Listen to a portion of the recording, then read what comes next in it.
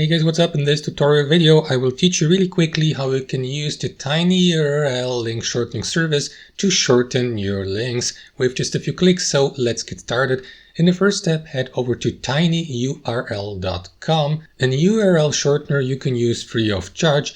And once you're there, guys, you absolutely don't need to sign up for any subscription plans or to register for an account or to do anything apart from simply submitting your URL link you would like to shorten here into this field where it says shorten along URL. And you can shorten any links or URLs you like as long as the content you share is not related to any immoral or illegal stuff, of course.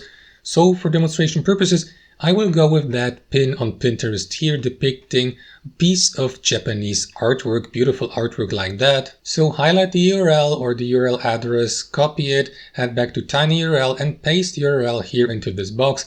Next, give your shortened link a customized backhalf or an alias, like for instance, Japanese artwork. And once you're ready to finish, simply click on shorten URL here below to let TinyURL do its magic. There you go. As you can see, your customized and shortened link may look or might look like that here, for instance. It looks really nice, doesn't it? So that's basically it, guys. Thanks for watching and have a wonderful day.